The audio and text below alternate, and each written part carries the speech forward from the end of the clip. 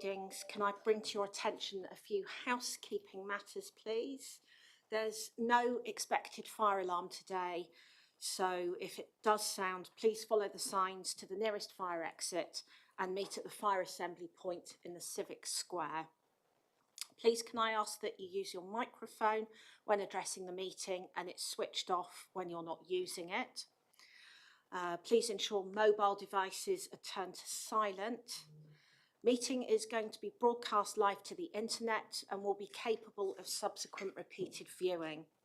So by entering this meeting room and during the course of the meeting, councillors are consenting to being filmed and to the use of these recordings for the webcast. So item 1 on the agenda is apologies. Hannah? Thank you, Chair. We've received apologies from Councillor Bill Stevens and Councillor Anne Freeman is with us today substituting. We've also received apologies from independent member Mrs Benny and Councillor Patrick Nicholson. Thank you, Hannah, and welcome to the meeting, Anne. Thank you. So item 2, do any members have any declarations of interest in respect of today's agenda items? Excellent. Item 3 is the minutes of the last meeting on 23rd of July. Any points of accuracy or information on those? Excellent. So the meeting can agree those as a true and accurate record. Chair's urgent business. I don't believe I have anything.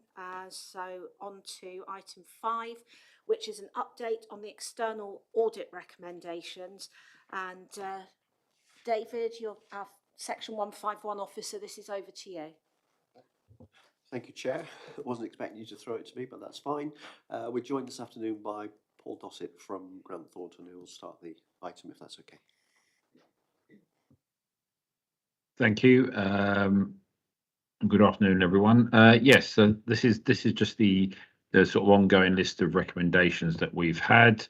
I think we've gone through them with the council in some detail in terms of agreeing the management response and making sure that we felt that was appropriate. So at this particular juncture, I'm happy with the management response and the approach the council have taken to addressing those issues. So more than happy to take any questions that members have on those responses or the recommendations. But from our point of view, in terms of this item, we're happy with those responses. So, any questions or comments? So through you, Chair, if there's no questions, could I just ask Paul to maybe give us a quick update on the legislation that's coming forward for what's called the backstop on external audits, and just give the committee a quick reminder of what we're talking about? Is that okay, Paul? Yeah, that's fine. So the committee may remember that back in February, the previous government consulted on the audit backstop because there had been such a delay in many local authority audits that it wanted to take some action, and the backstop was a sort of statutory guillotine that meant that all audits would have to be produced by a certain date. The original proposal was September the 30th. That got overtaken by the calling of the general election just before the legislation was about to be laid. So obviously we've had the general election. The local government minister confirmed in a written statement that he'd considered the previous proposals, and he outlined on 30th of July in a written statement that new dates would be proposed, which would be December the 13th for all audits at 2022-3 and earlier, and February the 28th for the 23-4 audits. So quite sort of sharp deadlines in terms of where the system has been. So how that impacts on, just to say that legislation has now been formally laid before Parliament and will come into effect formally on October the 19th. So it is now a complete done deal in that sense. It will happen. As far as this impacts on Plymouth, you obviously will recall that the 1920 audit was delayed as we resolved the issue of the pensions transaction. That has now been resolved, and so we're just going through the final processes at our end rather than at the council's end in terms of making sure all the audit requirements of the firm are resolved and met. And similarly on 2021, that work had largely been completed as well, but that clearly needed to be wait for 1920 to be resolved, and so that work is now complete. And again, we're aiming to sign off both of those years this month. In terms of 21-22 and 22-23, the council have produced those sets of accounts. They will need to be updated for the pension transactions, but they have been produced. And so I think the plan that we will be looking to deal with that in terms of the backstop date of December the 13th. I believe you have a committee meeting in November because you've effectively done your bit. What we will be coming back to that meeting with is our conclusion on 21-22 and 22-23, which will be backstopped under the statutory regulations by government. What that means is the accounts will be signed off and closed, but there'll be an issue going into 23-4 on the opening balances, and the National Audit Office and the FRC and other regulators are all looking at what audit procedures need to be carried out on those opening balances. In the meantime, the audit team will be commencing the full audit of the 23-4 accounts very shortly, with a clear aim to make sure that the 28th of February 25 is not missed as a date, so that we're not into another backstop. So that team will be working very closely with the finance team to make sure that that happens. How those audit opinions play out is a matter still being discussed centrally, and we'll have to wait, and we'll obviously provide guidance to the committee, and certainly by the time of the November committee, we'll have much more clarity about what all of that looks like, and also what the recovery position of those opening balances that haven't been audited looks like as well. So that's where we are at the moment in terms of that. But the ideal position is in less than 6 months' time, the council should be fully up to date with all audits up to and including 23-4 signed off. So that is the plan at the moment, Chair. I'm happy to take any questions that members have. Thank you. So I've seen a couple of hands indicate. First of all, Councillor Finn and then Councillor Rainsford. Hi, I think it's David and Paul. I've been asked to ask, has the capitalisation directive been granted? And when, and just a yes, no. That's on the agenda, is it? Next item on the agenda, yeah. Okay. I'll leave that for now. Councillor Rainsford. Thank you, Chair. Can I ask what the implications are of missing the deadlines? Because you've got an awful lot of ducks to get in a row in terms of ensuring you've got the opening balances in a line. Yeah.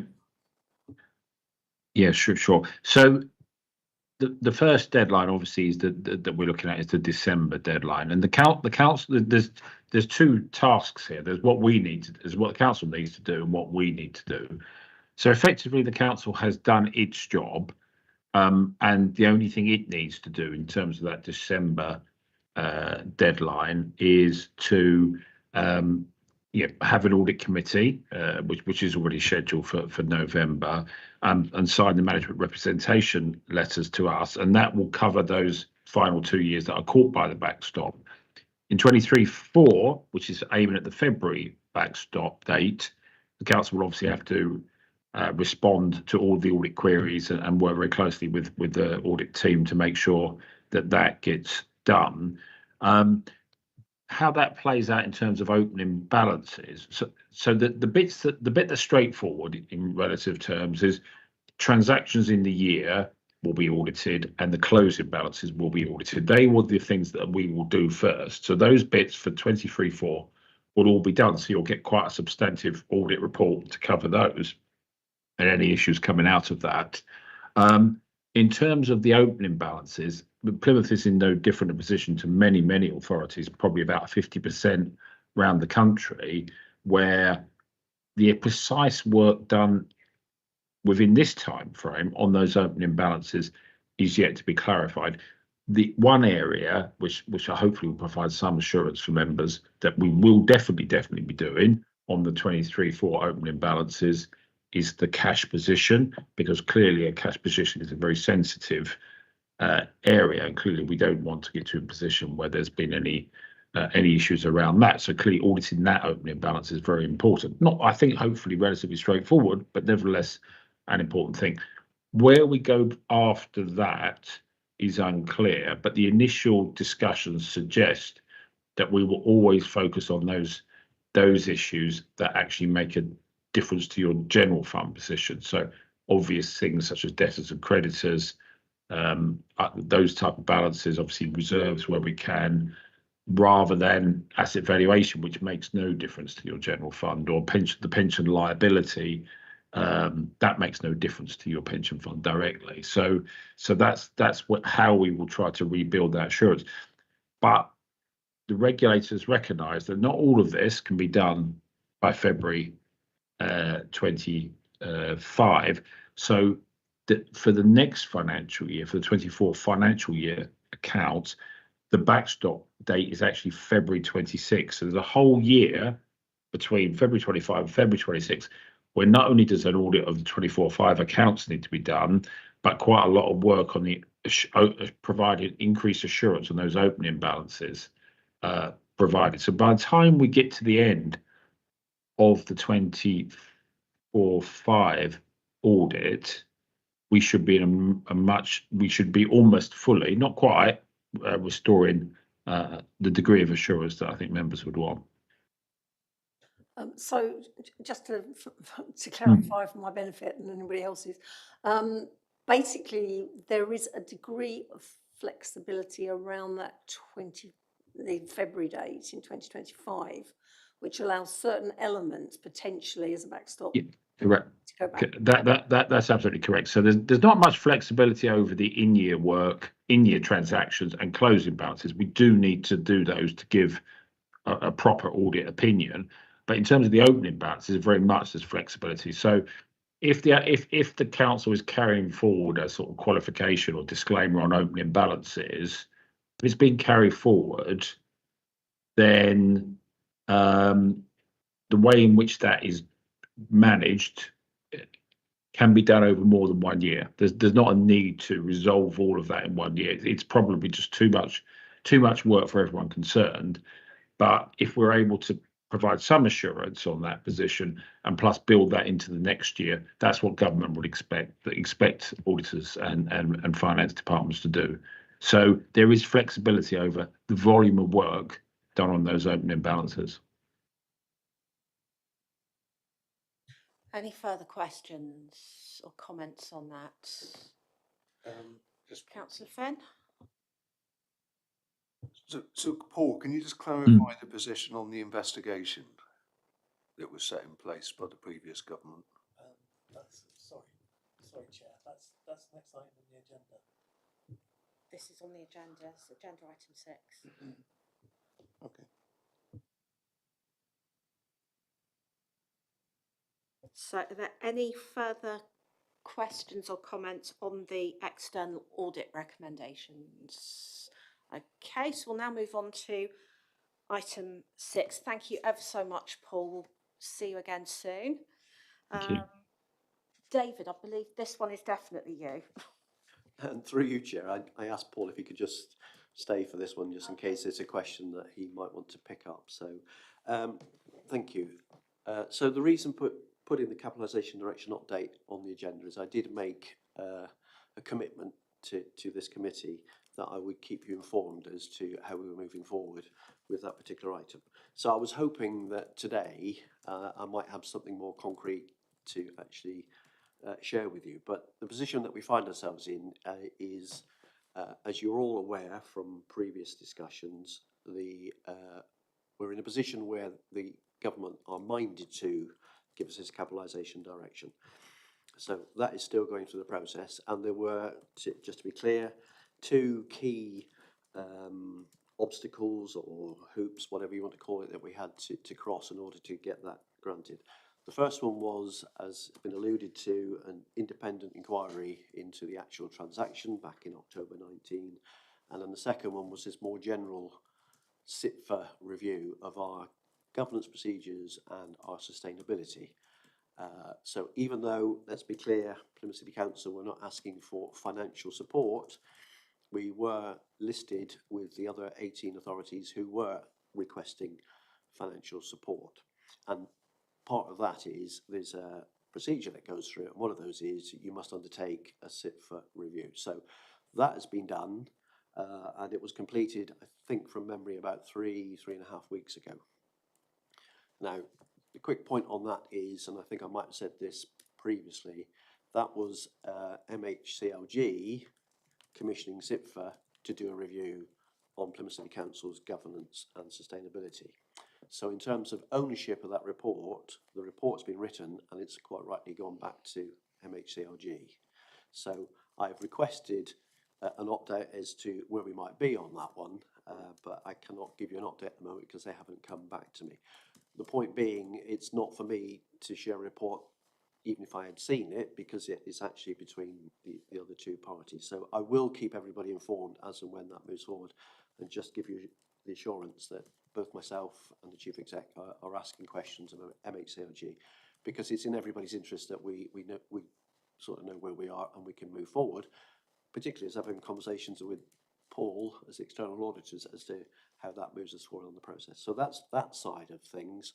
And then back to the independent investigation, and we've said before, that was a request from the previous minister. The government's changed, the minister's changed.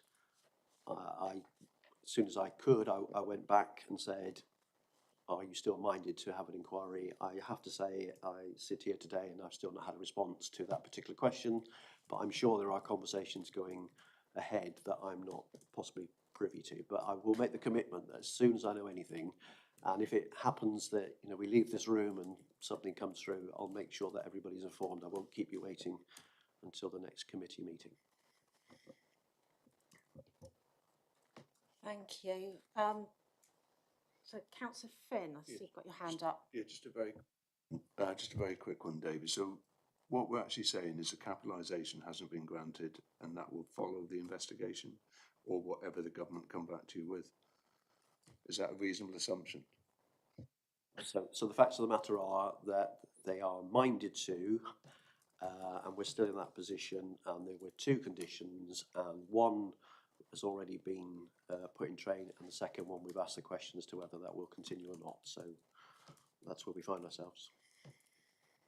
Thank you. Paul, I see you've been waiting there patiently. Yeah, thank you, Chair. I mean, just to sort of reiterate to the committee that obviously the previous minister was minded to do a detailed investigation, but it's probably worth reminding the committee that we're not in a situation where the issues surrounding this have not been looked at pending an investigation. What we did back in July, I think July 21, we reported to you. We did a detailed review on the arrangements for dealing with complicated transactions, which included both the pensions transaction and the Santander transaction. And we looked at those and the processes the council were following at the time. We made a series of recommendations to improve governance and improve decision making and process around that, which have been implemented. And since that time, there's been no further transactions that caused the concern to us that those two particular transactions did. So I think it's worth saying that this is whether the government does a further investigation or not. Plymouth has already put the right processes in place to ensure that such things do not happen again anyway. So I just thought I'd make that point. Thank you. Councillor Finn, I'll bring you back in again. Yeah, Paul, just in respect to that, there's people on our side have had concerns about the Miel transaction, who got paid what, where the 1.5 million disappeared. And I think this is why the investigation is extremely important. I'm just relaying what the discussion with the leader the other night. Like you said, the B-class shares were issued, there were dividends payable to that B-class share, who had what, why, when. Sorry, Councillor Finn, if I may interject, do you mean leader of your group, Leader not of the group. leader of, Leader of the of group. the council? Yes, Leader yes, of just your to group. clarify, leader, the Conservative leader. So, and certain members within the group expressed concern, so they were hoping that the investigation would actually cover that, because even looking at the previous papers, there's been no actual answer to that point and that point alone. So would that be covered in there? Would it not? Or is it the council to deal with independently of that? So we obviously did a look at the decision-making process. We haven't done a granular review of those particular details. And clearly that's a matter ultimately. The previous local government minister was minded to commission such a review or to have such a review done. We, as David said, I don't know what the position of the current local government minister is on that. I can't really comment any further than that's a decision for them to make. Councillor Rainsford? Yeah, I'm coming in on the term minded. Minded means they might. Government minister under the last Conservative government thought he might do it, and I suspect the position at the moment is being looked at and not changed. It might actually depend on what the CIPFA report says, because depending on the quality and depth of that, and I'm sure it's been very thorough, any minister of whatever party may say CIPFA have done a decent job. We are therefore not minded to ask for an independent review. So it could go down that route. Through you, Chair, I lost my train of thought a little bit because I was going to come in on that point, which is the minded too. So I can't put myself into the head of the new Minister of State and whether he thinks that a review is still required. All I can say is I know that the CIPFA inquiry has taken place. I know that they've been informed from Grant Thornton's side that the review's taken place. So it's a matter of judgment for them to decide. All I can say is exactly as we said when we got the letter, whatever you require Plymouth City Council to do, we will do it. All I'm asking for is some clarity as to what the timescale might be. Thank you. Any other questions or comments? I've just got a point of clarification. Councillor Finn, you talked about quite a large sum of money just disappearing. Obviously, as Chair of Audit and Governance, that rings alarm bells. I'm like looking around committee for some assurance that that money didn't actually disappear. Sorry, I was just taking some legal advice on that one. I think as Paul has said, from a Grant Thornton point of view and the governance and lessons learned and so on, there is no evidence at all to suggest that anything inappropriate has taken place here or anything. So now, whether that is the scope of what the minister might want to put in front of us, then like I said, I'll take that process and see where it takes us. But certainly we've worked very closely with Grant Thornton. They've taken their independent review. I can assure the committee that I have a full audit trail of where the money went and where it landed, etc. So I think the phrase that you use, money's gone missing, is probably a little bit emotive, but let's stick to the facts for a minute, and we are where we are, and I will keep pushing to get the inquiry moved forward, if indeed they're still minded to. Thank you. Councillor Finn? Yeah, just to clarify the money that we're talking about, it's the £1.5 million that was paid in fees to those involved in the Miel transaction, which there's been no account, we've not had any paperwork or otherwise to sort of say who got what, why and when, and who exactly that money was paid to. Councillor Lugger expressed concerns that when he was auditing governance, he had asked where the fees went, who got paid what, why and when, and it's never been forthcoming on paper or otherwise. So that's when we talk about the missing money, that's... Sorry, Councillor Finn, I'm going to have to stop you there because we've just had some assurance that the money hasn't actually gone missing. It's all been accounted for, and certainly we've had several budget scrutiny meetings every year. since it happened, and this has never actually been raised until the last 6 months to a year. So, you know, I think the opportunity has been there. It's only just come up recently. David has given assurances. I've certainly not been aware, having been on budget scrutiny meetings, that there has been an enormous amount of money gone missing. I was just going to reiterate again, I think we've accepted the process and we are sat here ready for a phone call that says we're minded not to take an inquiry or we will take an inquiry, and wherever that might take us, we will cooperate and we'll see where it takes us. I think it's, you know, it's with the government to make that decision. I'm not quite sure where else we want to go for a minute. We're waiting for an opinion from central government as to whether they think there's anything in there that they want to make inquiries about. And as I keep saying, at that point, we will respond. But I think conjuncture, and if people are saying that money has gone missing, that is a whole different conversation that probably isn't for today, but I'm quite interested to pursue, probably outside of this meeting. I'm just going to add, as chair of this committee, that, you know, this is a non-party political committee, and we leave our party politics at the door. And I worry that this is creeping towards that danger zone of becoming party political. So we need to wait for the outcome of the SIPFA review. We need to wait and see if the minister is minded to continue the investigation. And I think until both of those things happen, we park it there. This is all open and recorded. So I think I would suggest, if committee are agreeable, we move on to the next agenda item. Yeah. Thank you. So this is the internal audit progress report. And I think Louise from Devon Assurance Partnership, you're presenting this. Thank you, Chair. Good afternoon, everyone. On page 21 of your report pack, you will find the Internal Audit Progress Report. This report provides members of the Audit and Governance Committee with a position statement on the audit work that's been carried out since the 1st of April against the plan that was agreed by the committee in March 2024. On page 22 of the report, you will see the actual audit plan that was agreed in March 2024. Page 23, you'll see charts that actually indicate the progress that is made since the 1st of April.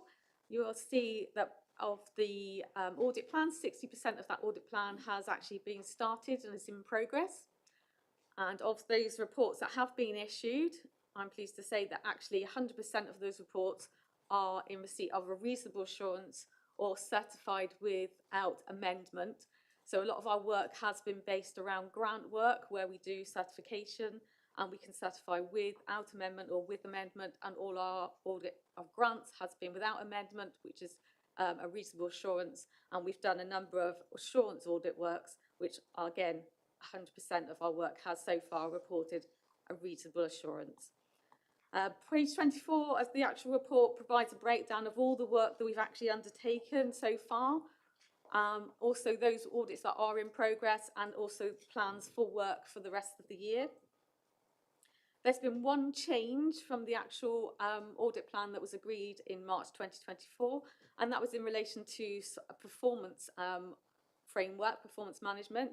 That's been agreed with the head of governance, performance and risk, and it has been replaced by an audit of PCC companies, which was agreed with the head of finance, and that's looking at Destination Plymouth and the two bid companies, the City Centre Company and the Waterfront Company. The rest of the audit plan, we have actually plans to undertake the rest of the year. That's set out in the detail at the back end of the report in the table. But the actual plan will continue to be discussed with directorates and their management teams to make sure that it remains fit for purpose, and it includes work that needs to have the right level of assurance given. So if there is any requirement to change, we will take that forward, and that will come back to yourselves for agreement and review. I think that's probably everything. I'm happy to take questions, Chair. Thank you, Louise. Any questions on the internal audit progress report? Certainly nice to see lots of greens, definitely. So if there's no further questions on that, thank you very much, Louise. And we now move on to item 8, self-assessment of the committee. So David and Ross, I think this is over to you.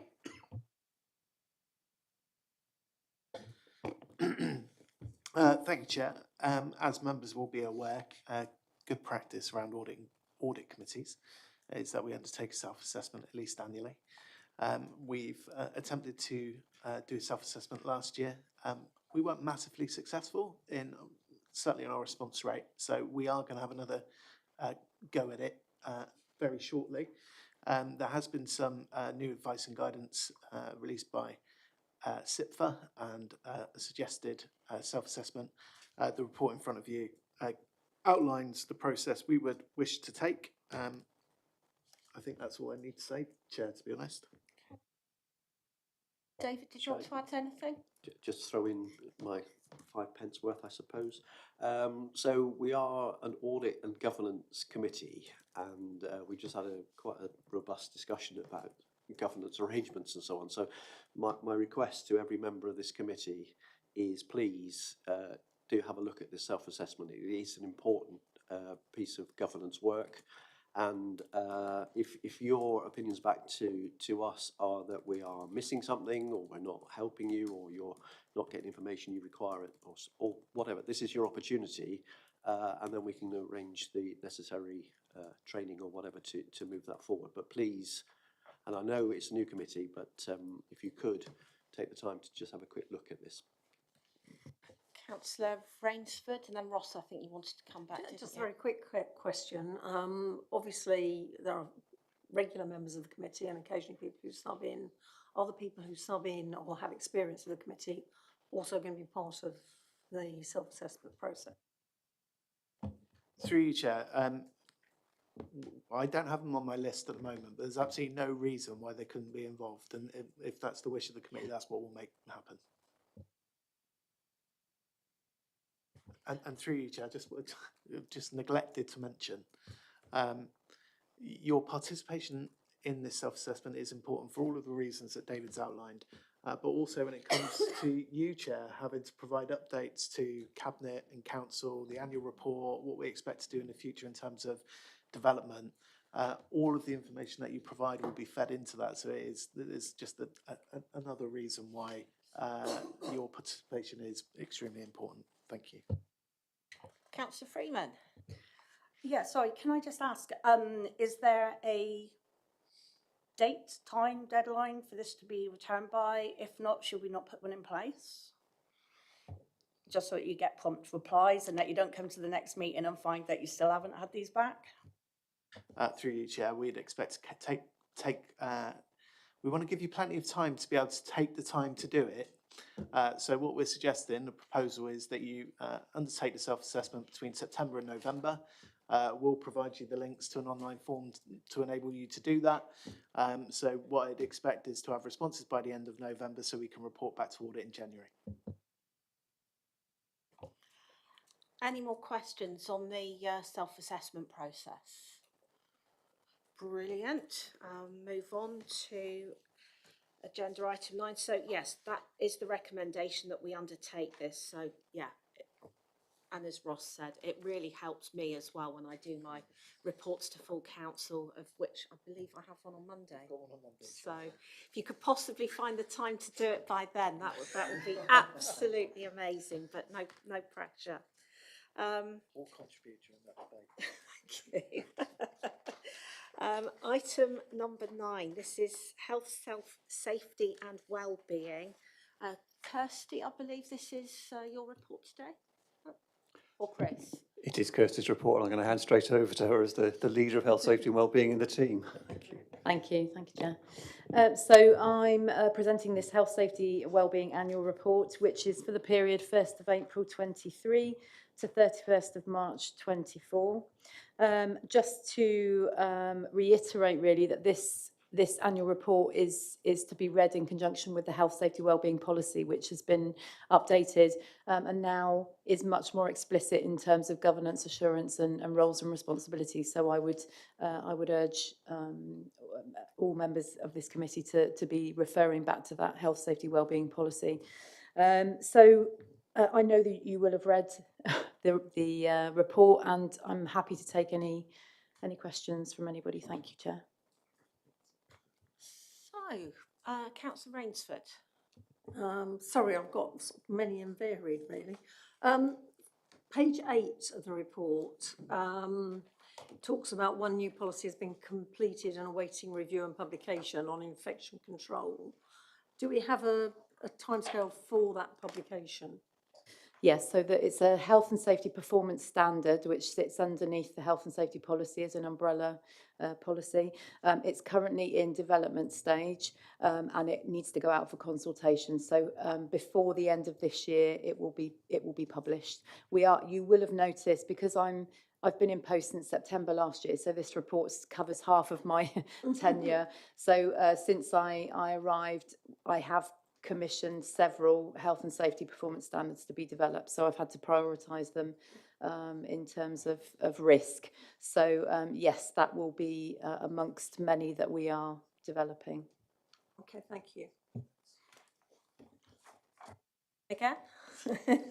Yes, sorry about this. Could somebody very kindly explain what does the control of contractors cover? I mean, could somebody explain that, please? Yeah, thank you. So control of contractors is another health and safety performance standard which details the management system around how we source, how we contract, how we monitor, how we plan any contractors onto any of our sites or business. So that could be building contractors, that could be IT contractors. It just covers the health and safety aspects of those people. Thank you. Thank you. Councillor Freeman? Yeah, it's just a bit of clarification for me, please, as being a sub. On page 8, underneath incidents, there's a couple of abbreviations. If you could just clarify for me what they are. Paragraph 2, the council has reported 22 RIDDORs in the reporting period. Thank you. So that's the reporting of injuries, diseases and dangerous occurrence regulations. And that's a set of regulations that the Health and Safety Executive require us to follow. And it means that certain incident types need to be reported up to the Health and Safety Executive for them to have a look at. So things like broken bones, some specific diseases, falls from height, those kind of more significant incidents fall under those regulations. Okay. Anything else? Councillor Rainsford? Sorry, I'm going to keep going on this. The incidents closed on time on page 11. Average compliance is 36.2%, which is a long way down from the KPI requirement. Are there any particular reasons why it's currently so low, and what are we doing to improve it? Yes, thank you. So yes, they are under the KPI performance standard that we've set. So we as a health, safety, wellbeing team are working with all of our managers to make sure that those people who are designated as incident investigators, that could well be, that could be any range of job role, really. It could be sort of a senior role right down to a sort of team leader role. We're making sure that those people have had training in our She Assure system, which is the electronic system that we use for logging and for investigating our incidents. We've also just tightened up on the licence issue, so we're now not issuing licences to investigators without confirming that they've undertaken the training. But this could be also a local, a local resource issue. So, it's about impressing the importance of investigating incidents across the management structure so that people understand why it's important to learn from incidents. We have a health, safety and wellbeing steering group, which Chris Squire chairs, and that's senior managers from across the organisation, where we do look at these KPIs in detail, and we do look at our incidents across the organisation, and that's somewhere where we discuss actively, improvements on these KPIs. I guess so that's a helpful response in the sense that you've been talking about the training being given, but it seemed to be largely, from what you were saying, to sort of middle managers level. What do we do when a newbie arrives, sort of right at the base, in terms of advising them as part of their training, that were they to have an incident or an accident, they should report it, and these are the processes? Thank you. So we have two mandatory trainings for new managers, whether that be new managers to the organisation or newly promoted managers within the organisation. So we have a manager's health and safety training, which is mandatory, and we have a face-to-face training as well as an online training, and my team member gives that information to new managers. So he runs through the system and responsibilities for managers. Sorry, if I can just carry on. And how does that link into contractors that work for the council? How do you ensure that they have with their teams and staff that we may have on site here or anywhere else, that they have actually done the necessary training to ensure accidents are reported? Thank you. So that falls under the control of contractors performance standard that you mentioned earlier. So that goes right back to selection of contractor stage. So we would never be issuing a contract to a contractor that we weren't satisfied with their health and safety performance. So we would review their health and safety policy, we review their training, any prosecutions they'd had with the health and safety executives. So that goes down to selection of contractors. But you're right, so there would be an on-site induction, which would be carried out by the PIC, the person in control of whichever premises would the contractor would be on site of. And if it were a project, for example, the project manager or whoever is in charge of that project, it's their responsibility to monitor those contractors and their health and safety performance. And it could be that later on down that contract, there may be an incident, and it may well provoke us into investigating that contractor, and it could well be that we remove that contractor from our list. Yeah. Anyone have any other questions? I've got a quick one on page 15. Paragraph 3 talks about an upward trend for reports following violence and aggression. Are there any reasons for that? Thank you. So I think yes, it's concerning, but I think certainly since I've been here last September, I have been encouraging people to be reporting violence and aggression, and that could well be very low level verbal aggression right up to significant incidents. So what you're seeing is probably partly a result of my team encouraging people to report those, but we are trying to get an overall picture of that, and we're doing a bit of work currently around lone working, which for some of our significantly higher risk services, lone working is one of those areas of risk, and we are looking at lone working specifically to address that. So no, that's good to hear, and it's encouraging that it's increase of reporting rather than actual increase in the incidents. But this also, just as a supplementary, this applies to members of the council as well as staff. Councillor Rainsford, bring you in, and then Councillor Freeman. Thank you. On page 16 of your reports, under the lost time incidents, unfortunately PCC data is incomplete because it requires information from the HROD system, and you're hoping that can be automated from the new HROD system once it's implemented. is there a date, a timescale for that being implemented? And will that not lost, sorry, wrong word. Will that incomplete information then be transposed across? Thank you, Chair. Yes, to the last question, it will be transferred across. We are currently implementing a new HR management and payroll system through Delk Shared Services, and that is due to go live in March of 2025. So at that point, and we're working on all the different aspects and modules, at that point, the two systems will interface and talk to each other, and the information will move across from the health and safety management system. Thank you, Chair. Councillor Rainsford. Thank you, Chair. On page 21, it talks about first aid, health and safety performance standards, and ensuring that mental first aiders are considered in first aid needs assessments.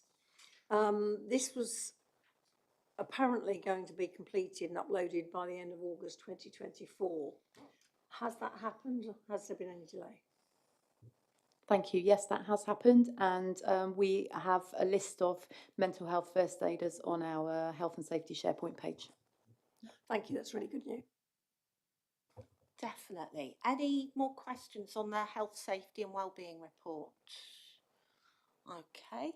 The recommendation is that we note the contents of this report, but also communicate and model positive health and safety and wellbeing performance and leadership, and actively improve and maintain individual health, safety and wellbeing competency, which I think is something we can all get behind.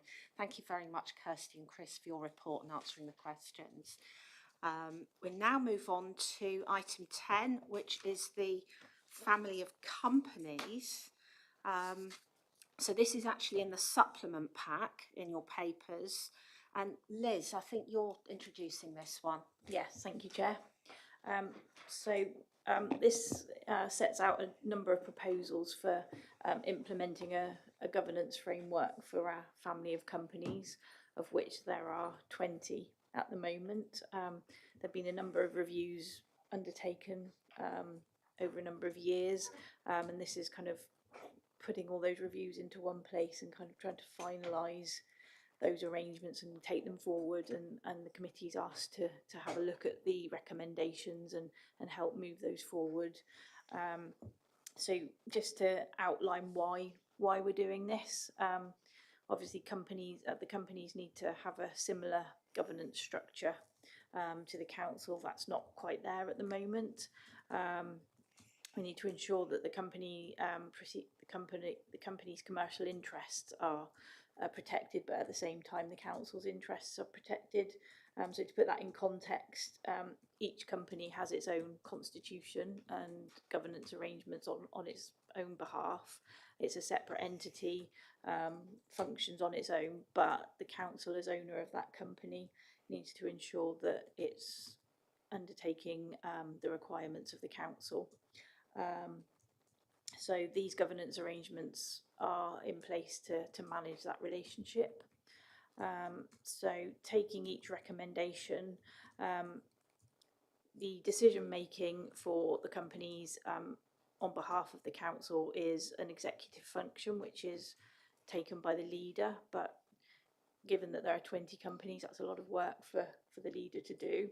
And there needs to be one place that all of the companies are managed on behalf of the council. So the recommendation is that there's at least one shareholder committee established, which undertakes those executive functions on behalf of the leader, considers any important decisions that the shareholder needs to take about each of the companies, for example, new directors, financial matters, reviewing the business plan for the company, make sure it's fit for purpose. There is a recommendation that actually, because we've got so many companies, one committee may not be enough. So a sensible suggestion would be that one committee deals with the smaller companies. They can deal with a number of companies, but those bigger operational companies such as Delk, Cater Ed and Pal, where we are the shareholder, and we've got a lot of operational issues to consider. Each of those companies has their own committee also. So the recommendation is that at least one executive member sits on each committee, possibly two, that's the preference, and then that there are another two members, elected members, that sit on the committee also, and then it would be supported by myself and David as Section 151 officer, but without voting rights. So only executive members would have voting rights on that committee. That's the first recommendation for you to consider. The second is that sitting alongside that, we then have a shareholder officer group. So obviously executive members can't attend every board meeting of every one of the companies to represent the council. So the suggestion is that that's delegated to officers to act as shareholder representative for each of the company, to go to board meetings and then bring back to the shareholder committee decisions that need to be made around the companies. So we need to establish a number of shareholder representatives who will represent each, sit on each company on behalf of the executive. That work is in progress. We had our first meeting yesterday.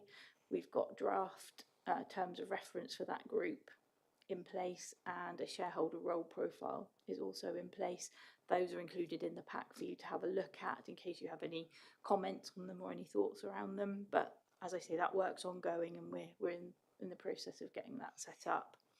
And running alongside of that, we need to ensure that our directors, shareholders and elected members understand the roles of the company and the role of the council as a shareholder of that company. And we need to make sure that all our directors are suitably trained to be sitting on the company boards. So my proposal is that we implement a programme of training for all of those parties, and that can take the form of one training programme where everyone's trained at the same time, because everyone needs to understand each other's roles and responsibilities. And we'd then be looking at purchasing that training as a unit that we can keep and use for any future appointments to companies. And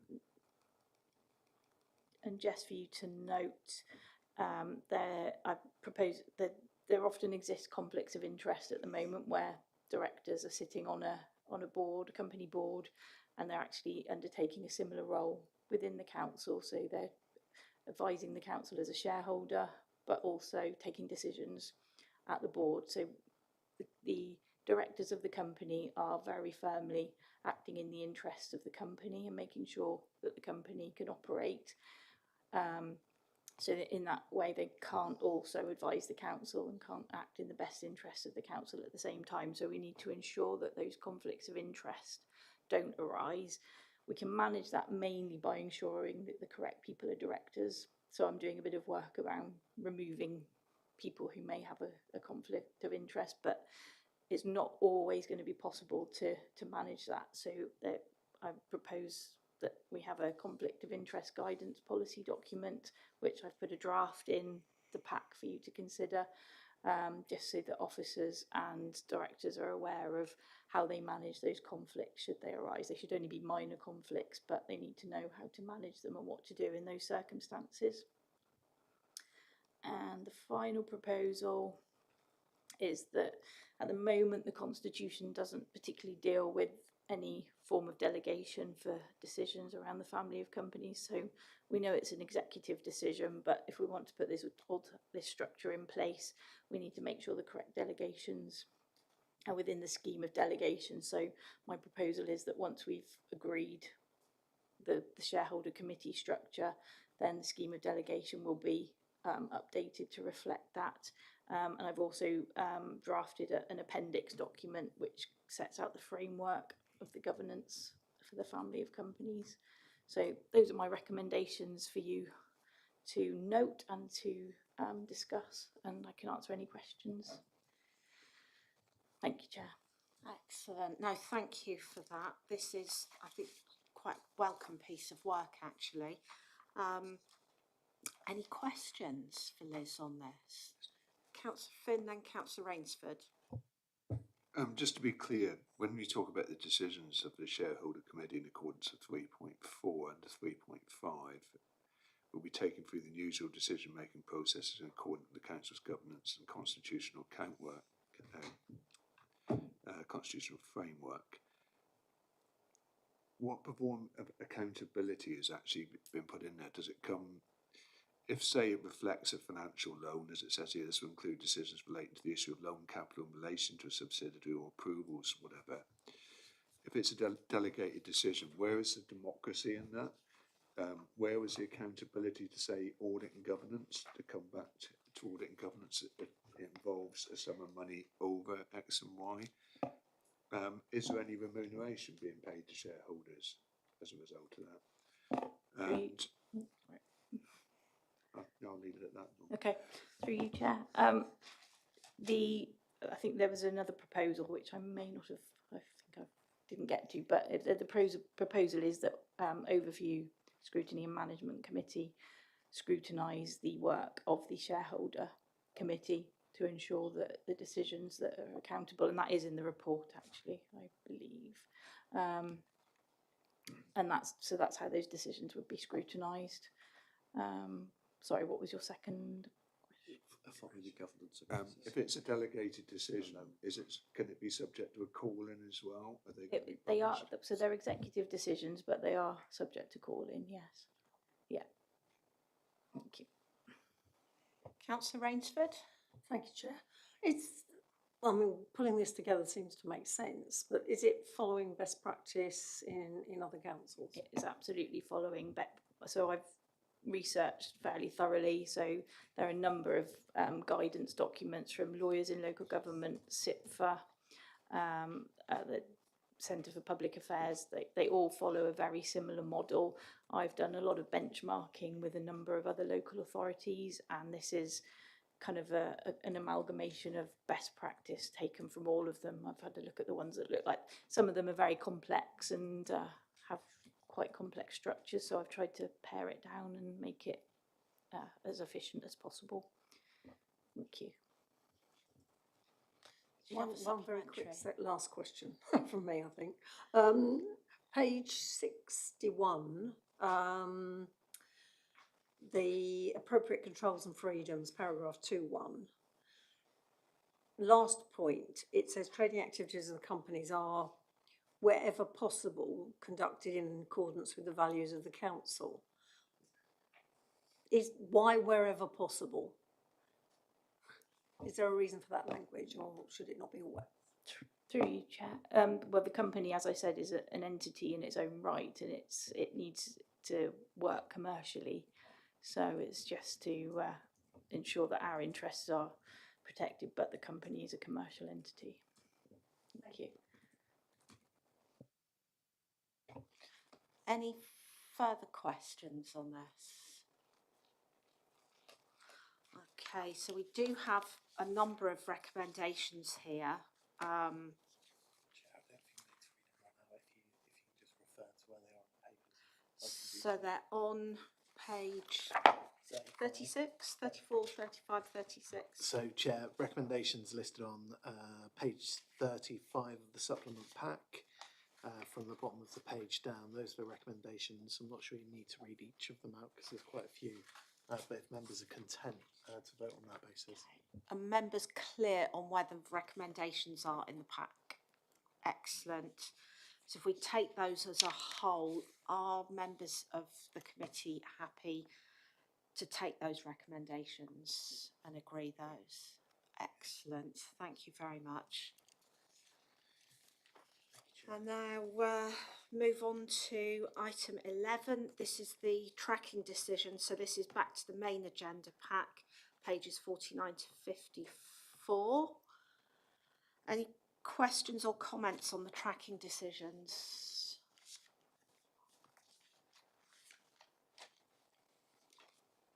Excellent. And then item number 12 is the work programme, pages 55 to 58 of the main pack. again, this is your opportunity to consider the work programme. Any sort of comments or discussion points, feel free. If there's anything you think we should be including, or any comments on the work so far. I'll give you a few minutes just to have a little refresher.